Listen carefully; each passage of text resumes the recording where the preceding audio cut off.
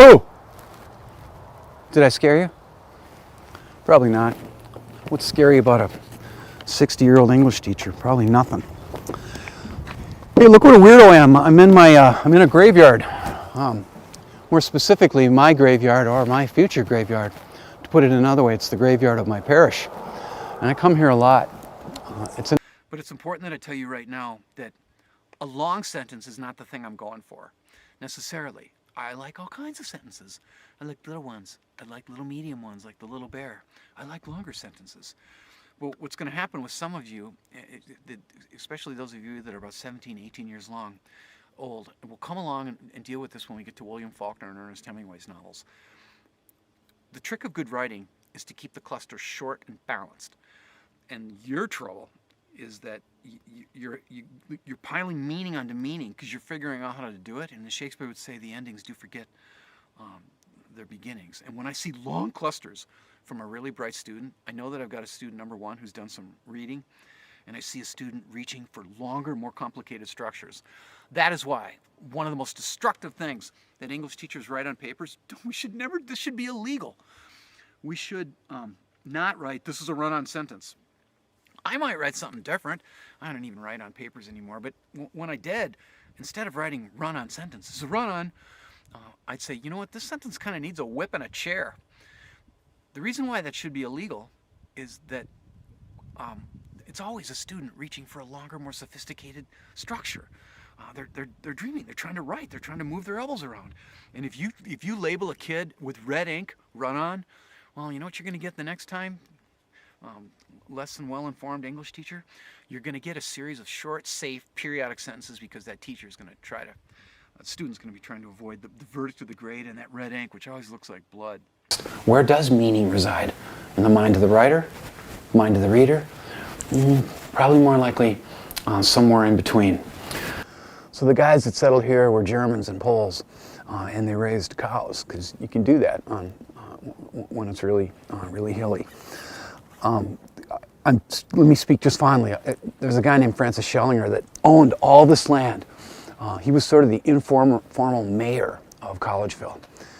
And he died not that long ago. He bought this land that I'm surrounded by right now for $48 an acre in 1966. Price of land's gone up quite a bit since then. It's not.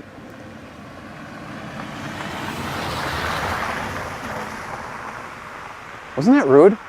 Some people just have no respect for teachers, educators, trying to make a living in a pandemic. I hope you think about coming. It's real easy. All you got to do is just the easiest way is go to the CLC webpage, watch the banners go by, and when you see Verse Like Water, just punch that little deal, and it'll take you straight to my page, and you'll get the Zoom address so you can try this out. Padraig is a complete sweetheart. He likes to read with his shirt open a little bit, so you'll get the dignity of his poetry and bonus chest hair. How can you pass that up? And I'll say to you what I said to my students last week. Give it 5 minutes. Give it 5 minutes. The thing about Zoom is if you check into a room and you don't like what's going on, you can just leave, right? You can go. It's not awkward at all. I'm almost promising you that if you give it a few minutes, that Padraig is going to take a hold of you, and you're going to find the next 45 minutes go by so delightfully in such an entertaining way that you'll be glad you listened to my advice right now. There's a box. Oh my gosh, a Riverland pen? What could be in this box? Get out, Kelly McCullough. Look at this, you guys. He sent me a little Riverland, it's like a USB fan. I've never seen such a thing. And now I can make videos for you. Well, we'll give it a try in a minute, won't we? But first, a little fashion show. I'm too sexy for my love, too sexy for my love, love's going to leave me.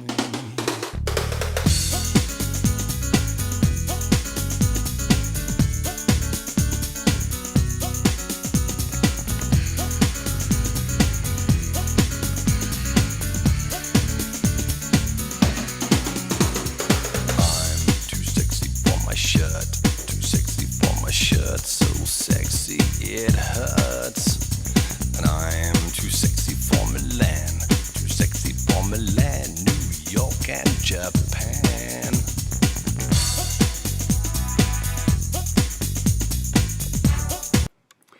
Well, I'm done being silly. Look, I'm professional again, focused.